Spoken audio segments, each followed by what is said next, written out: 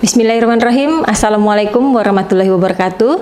Baiklah, sebelum saya memaparkan materi yang saya bawakan, saya akan memperkenalkan diri terlebih dahulu. Nama saya Mary Rosita, Sarjana Kesehatan Masyarakat, Magister Kesehatan. Saya merupakan salah seorang dosen Prodi D4 Manajemen Informasi Kesehatan di Stikes Aisyah Palembang. Pada kesempatan ini saya akan memaparkan salah satu mata kuliah yang saya ampuh, yaitu mata kuliah Promosi Kesehatan dan Komunikasi.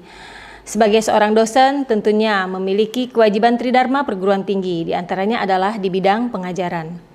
Mata kuliah Promosi Kesehatan dan Komunikasi merupakan mata kuliah wajib di Prodi yang terdiri dari teori dan praktek dengan bobot 2 SKS dan berada pada semester 3. Di mana pada bidang ini saya menerapkan sistem pembelajaran mengacu pada DIA atau Delivery, Interaction, dan Assessment.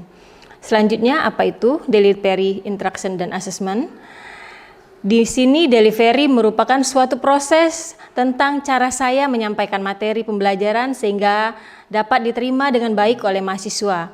Materi yang saya berikan mengacu pada capaian pembelajaran pada mata kuliah ini dari 3 CPL menurun menjadi 2 CPMK, dari 2 CPMK menurun menjadi 9 sub CPMK, dari 9 sub CPMK menjadi 14 kali pertemuan tatap muka, dan itu tidak termasuk dalam ujian tengah semester dan ujian akhir semester. Capaian pembelajaran mata kuliah ini terdiri dari 3 aspek. Yang pertama yaitu sikap, di mana menunjukkan sikap bertanggung jawab pada pekerjaan di bidang keahliannya secara mandiri. Yang kedua adalah pengetahuan, di mana itu menguasai konsep teoritis berbagai ilmu pengetahuan dan teknologi di bidang promkes, komunikasi, riset, dan pengembangan diri. Dan yang ketiga adalah keterampilan umum, yaitu mampu menerapkan pemikiran secara logis, kritis, sistematis, dan inovatif. Adapun bahan kajian terdiri dari 14 bagian pada mata kuliah ini, itu bisa dilihat pada layar.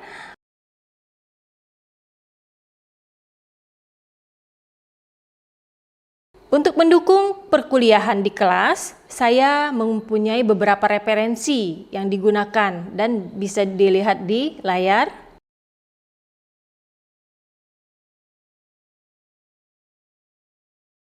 Untuk mendukung proses pembelajaran yang saya ampuh ini, saya menggunakan berbagai macam literatur seperti modul pembelajaran, video-video, dan jurnal-jurnal yang relevan yang mendukung aktivitas pembelajaran saya di kelas. Selanjutnya, apa itu aspek interaction? Aspek interaction yaitu dalam proses interaksi yang terjalin antara mahasiswa dan dosen dalam pencapaian pembelajaran, dan sistem interaksi yang saya gunakan di kelas itu menggunakan sistem Study Learning Center atau yang dikenal dengan LSC, di mana sistem tersebut merupakan metode pembelajaran yang menerapkan mahasiswa sebagai aspek pembelajaran sehingga peserta didik dapat lebih aktif, mandiri, dan inovatif sesuai dengan individu masing-masing. Jadi sistem LSC ini dalam pembelajaran itu terdiri dari 3. Yang pertama adalah pembelajaran interaktif, di mana saya menerapkan materi di dalam kelas dan menyisipkan pertanyaan kepada mahasiswa dan meminta pendapat mahasiswa.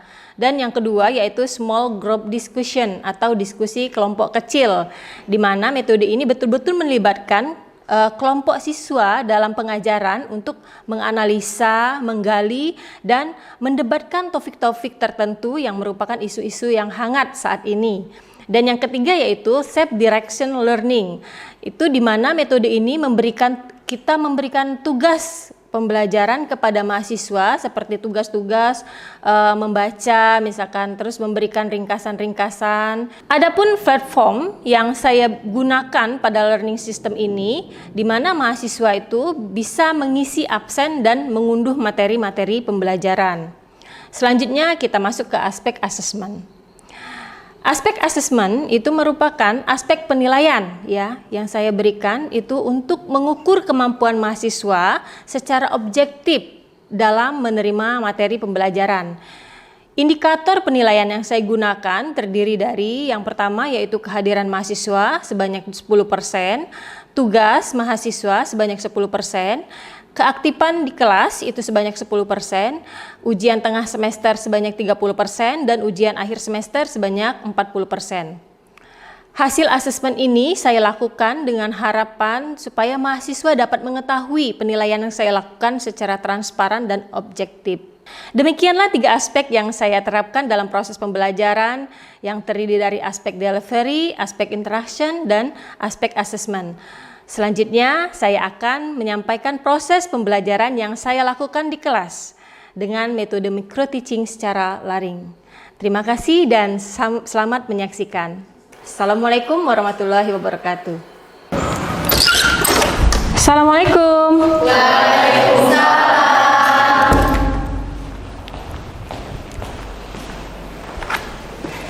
Oke, bismillahirrahmanirrahim. Assalamualaikum warahmatullahi wabarakatuh. Waalaikumsalam warahmatullahi wabarakatuh. Baik, alhamdulillah kita ketemu lagi pada hari ini untuk melanjutkan perkuliahan kita ya. Sebelum kita memulai, sebaiknya kita berdoa dulu menurut agama dan kepercayaan kita masing-masing. Pada Rosadi, silakan dipimpin doanya.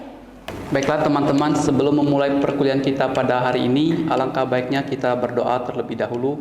Berdoa mulai.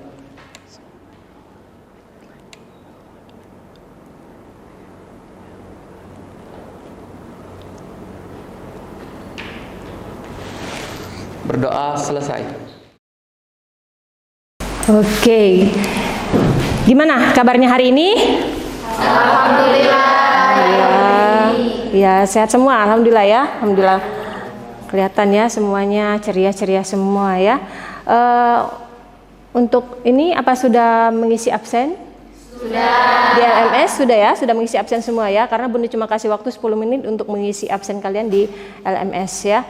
Baik, sebelum kita masuk perkuliahan kita pada hari ini, Bunda ingin merefresh dulu untuk mengingat mata kuliah yang kemarin. Ada yang masih ingat? Saya Bu, sub bidang pendidikan keilmuan kesehatan atau Promkes, yaitu yang pertama komunikasi, yang kedua dinamika kelompok, yang ketiga pengembangan dan pengorganisasian masyarakat, yang keempat pengembangan kesehatan masyarakat desa, yang kelima pemasaran sosial, dan yang keenam pengembangan organisasi.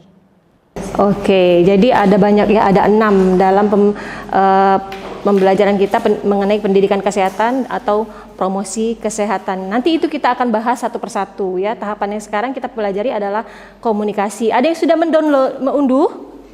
Sudah. Oh ya, ada yang sudah mengunduh materi kita hari ini ya. Coba, siapa yang sudah mengunduh?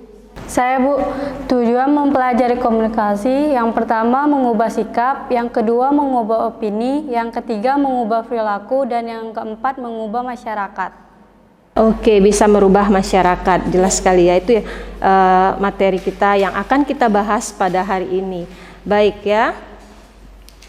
Nah ini ya, judul materi kita hari ini adalah tujuan kita melakukan komunikasi dalam promosi kesehatan. Nah, ini yang dijawab sama Salma tadi ya. Tujuan komunikasi. Apa sih tujuan komunikasi? Yang pertama yaitu adalah mengubah sikap atau to change the attitude ya, mengubah sikap kita. Bagaimana supaya dengan adanya komunikasi itu akan lebih terbuka. Kemarin kita sudah belajar komunikasi itu adalah interaksi atau terjadinya interaksi antara dua orang atau lebih ya.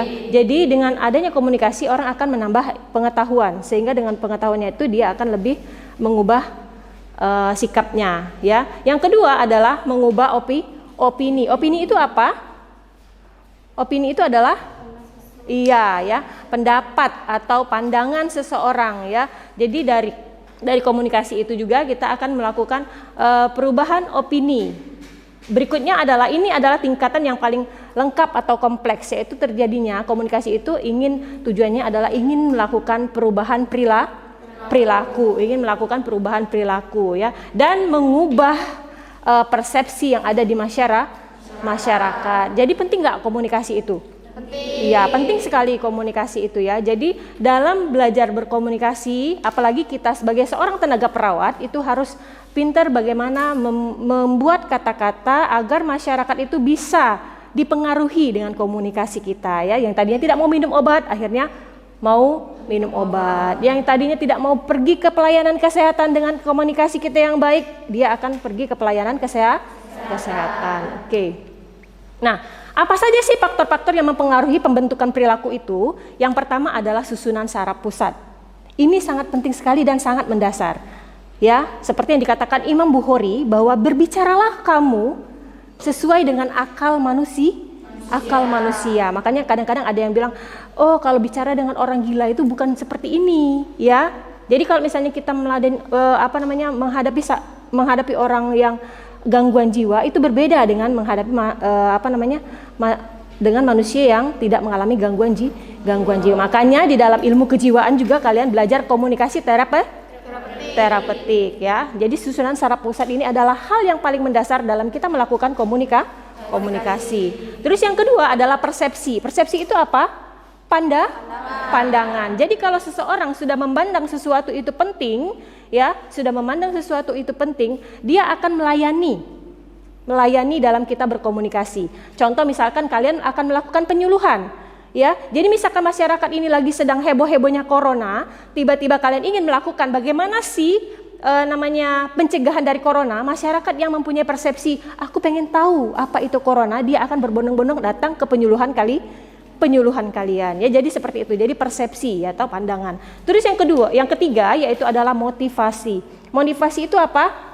Dorongan. Ya, hampir sama dengan persepsi, tapi kalau motivasi itu biasanya itu adalah dari diri sendiri. Tapi kalau persepsi itu biasanya dari pandangan-pandangan orang lain. Kalau motivasi itu dia sendiri yang ingin mengetahui, ya, ingin mengetahui informasi apa gitu ya. Jadi dia ingin mendapatkan sesuatu ya dari belajar sehingga dia terjadi perubahan perilaku ya. Terus yang keempat adalah emosi. Jelas sekali ya. Sudah banyak sekali kita lihat di media sosial terjadinya salah komunikasi, terjadinya perubahan perilaku itu gara-gara emosi. Yang tadinya orangnya diem, nggak ada masalah, terus kalem gitu ya, tiba-tiba diganggu, dibully ya. Akhirnya dia emosi, terjadilah perubahan perilakunya apa? Terjadinya pembunuhan sadis misalnya ya, terjadinya misalkan dendam ya, itu juga merupakan salah satu perubahan perilaku. Jadi emosi juga seseorang juga harus merupakan salah satu faktor terjadinya perubahan perilaku. Makanya di dalam Islam itu semua sudah diatur ya, apalagi mengenai emosi ya, bagaimana kita menghadapi saat orang emosi, kita duduk, kita ambil wudhu ya, kita berbaring seperti itu ya, jadi sehingga emosinya bisa tertahan. Terus yang kelima, proses belajar mengajar. Nah, seperti sekarang ini adalah akan merubah perilaku yang tadinya tidak tahu menjadi tahu. Itu di tahapan pengetahuan. Baik, kita lihat di proses. Nah, yang terakhir, lingkungan. Lingkungan ini sangat besar sekali pengaruhnya, seperti yang dikatakan oleh Hendrik L. Bloom bahwa faktor-faktor yang sangat berpengaruh terhadap perilaku atau derajat kesehatan masyarakat adalah lingkungan ya, adalah lingkungan di dalam maupun lingkungan di luar. Jadi itu adalah membentuk pola perilaku. Makanya kita kalau di rumah kita dapat orang tua yang baik, yang agamanya baik, yang tatanannya juga baik, insya Allah di luar juga anaknya baik ya. Tapi kalau lingkungannya luar lebih dominan, itu akan berpengaruh juga bisa menjadikan perilakunya menjadi buruk ya. Jadi lingkungan itu sangat mempengaruhi sekali ya, lingkungan dalam dan lingkungan di luar, eksternal dan internal. Oke, nah ini proses perubahan perilaku ya. Tadi seperti yang kita pelajari awal kemarin ya, minggu kemarin itu kita belajar tentang pengetahuan, sikap dan tindak. Nah, itu adalah tatanan daripada perilaku ya. Jadi yang pertama adalah pengetahuan, terus sikap, terus tindakan. Ini adalah perilaku ya. Nah, tingkatan perilaku. Nah, jadi tingkatan perilaku yang pertama adalah pengetahuan. Kalau kita lihat di sini proses perubahannya yaitu tidak tahu, dari tidak tahu menjadi tahu dan menerima. Itu masuk di tingkatan yang mana? Di antara ketiga ini. Pengetahuan ya. Jadi dia masuk di tingkatan pengetahuan. Jadi pengetahuan itu tingkatannya paling dasar nak ternyata. Ya, jadi yang kalian pelajarin ini adalah wow, ternyata saya paling dasar dong. Saya sudah semester berapa nih? Semester 4 ya, ternyata masih dasar ya. Padahal yang dasar itu mestinya semester 1, ternyata semester 2 nih baru dapat dasar pengetahuan gitu ya. Nah, jadi tingkatan pengetahuan, jadi tidak tahu, tahu dan menerima. Terus yang kedua, tingkatan yang kedua adalah berkeinginan. Berkeinginan itu masuk di mana? Sikap. Seperti yang kita pelajari kemarin, sikap itu hanya merespon saja. Belum tentu belum tentu melakukan. Jadi hanya respon, belum tentu melakukan. Nah, setelah itu baru mempraktekkan dan mempengaruhi. Mempraktekkan sudah termasuk dalam bidang perilaku. Iya, tingkatan yang paling atas. Berarti dia sudah melakukan, sudah mempraktekkannya dan dia bisa mempengaruhi orang lain untuk melakukan. Jadi kalian tahu tentang pencegahan TB misalkan ya. Jadi misalkan Destrita tahu tentang pencegahan TB misalnya. Nanti Destrita akan paham dan mempraktekkan, oh iya ya, pintu jendela harus dibuka gitu ya, harus sinar matahari harus masuk, semuanya harus bersih, tidak boleh lembab, dipraktekkan. Nanti Destrita nanti cerita sama ibu di kampung ya, Bu, ini jendelanya dibuka ya Bu ya, biar sinar mataharinya masuk gitu, seperti itu ya. Jadi dipraktekkan. Oke, lanjut ya. Nah, ini health promotion. Ya, health promotion itu apa? Promosi. Iya, ternyata ada tingkatannya ya. Tingkatannya itu adalah predisposisi faktor, enabling faktor dan reinforcing faktor ya. Nah, semuanya ini akan membentuk health behavior, yaitu perilaku kesehatan. Apa saja sih? Nah, ini ya. Nah, ini ya. Kalian dapatnya dari mana predisposisi faktor itu ya? Yaitu faktor yang mempermudah kita untuk memberikan komunikasi pada seseorang ya. Jadi yang pertama yaitu pengetahuan dan sikap. Ya, jadi kalau kita misalkan kita mau merubah perilaku seseorang, kita harus tahu dulu. Kita harus mempunyai ilmu dulu. Ya, coba kalian misalnya pada saat ingin penyuluhan, kalian disuruh penyuluhan. Coba penyuluhan Dinda, penyuluhan tentang TB misalnya. Aduh, aku udah tahu materi TB, bingung pasti kan? Nah, itu ya. Jadi harus tahu dulu, harus belajar dulu. Jadi faktor yang mempermudah prosesnya ini adalah predisposing yang mempermudah kita ya, atau proses yang mempermudah. Jadi kita harus tahu dan harus melakukan sikap kita ya, harus merespon, berarti harus merespon. Terus yang kedua adalah enabling faktor, yaitu faktor-faktor pemungkin ya, yang memfasilitasi. Iya, seperti sekarang sih apa yang memfasilitasi kita dalam proses belajar mengajar? Apa yang memfasilitasi kita? Iya, proyektor. Terus apa lagi? Slide ya, terus laptop ya. Terus apa lagi? AC ya, tanpa terasa kalau kita panas kan kita nggak konsentrasi juga belajar. Jadi semuanya itu adalah yang memfasilitasi kita dalam proses belajar mengajar. Dalam pelayanan kesehatan, apa coba yang memfasilitas? Yang dalam pelayanan kesehatan, yang memfasilitas kita apa? Rumah sakit, ya, alat-alat yang ada di rumah sakit. Terus apa lagi? Ya, SDA lah ya, sumber daya alam yang ada di pelayanan kesehatan. Jadi bukan hanya di rumah sakit, misalnya di puskesmas pada saat kalian mau penyuluhan, di dusun misalnya di kampung yang tidak ada lampu dan sebagainya, apa yang harus yang menjadi faktor enablingnya coba? Nggak ada lampu misalnya, bisa kalian penyuluhan? Bisa dong. Apa tadi? Buat plicat, ya, buat lembar balik, ya, itu merupakan fasilitas kalian, ya. Jadi itu yang memediai pelayanan kesehatan. Iya. Terus yang ketiga adalah reinforcing, ya, yaitu faktor-faktor penguat yang mendorong terjadinya perubahan perilaku. Apa? Biaya, penting sekali, ya kan? Coba kita lihat sekarang ini, orang kaya gaya hidupnya seperti apa? Orang yang tidak ada gaya hidupnya seperti apa. Beda nggak? Beda ya. Terus kalau kita lihat dari pelayanan kesehatan, kalau puskesmasnya atau pustunya jauh, banyak tidak yang mau datang? Iya, jadi apa itu yang faktor yang reinforcing lagi? Biaya, waktu, jarak, ya. Terus apa lagi? Dukungan keluarga, ya. Itu enggak, kalau dukungan keluarga masuk di enabling ya, dukungan keluarga. Sama tenaga kesehatan itu masuk di enabling, ya. Jadi biaya, jarak, waktu, ya. Terus apa lagi ya? Biaya, jarak, waktu. Itu merupakan faktor-faktor yang reinforcing, yang mendorong perubahan perilaku. Misalnya waktu, sibuk nih, dari pagi sampai sore ngajar. Aduh, kamu coba deh cek kesehatan. Udah, saya nggak ada waktu, gitu ya. Saya nggak ada waktu, ya. Jadi dia tidak mau melakukan perubahan untuk melakukan cek kesehatan. Terus misalnya jarak, aduh jauh sekali antara puskesmas dengan rumah kita nih. Gimana kita mau berobat gitu ya? Akhirnya mereka melakukan pengobatan di rumah, tidak mau pergi ke pelayanan kesehatan gitu ya.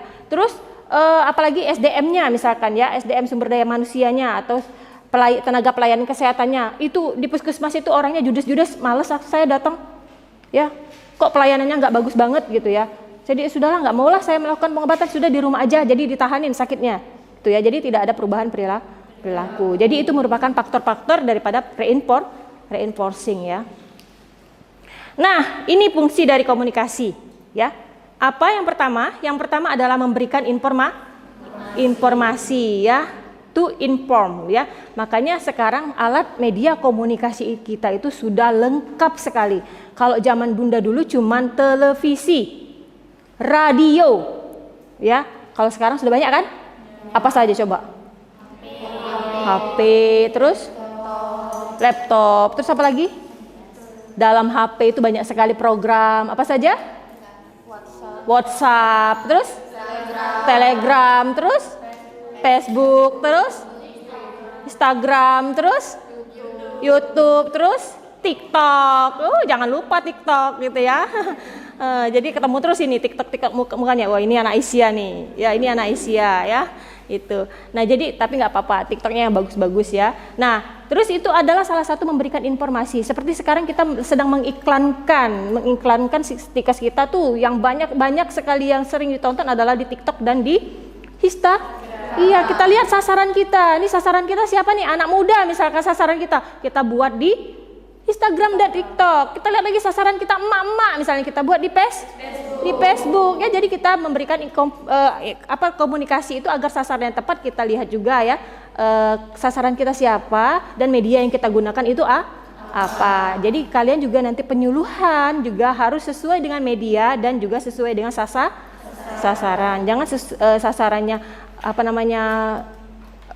pembersih personal hygiene bersih gigi kalian dengan anak SMP misalnya ya, jangan ya, cukup dengan anak SD.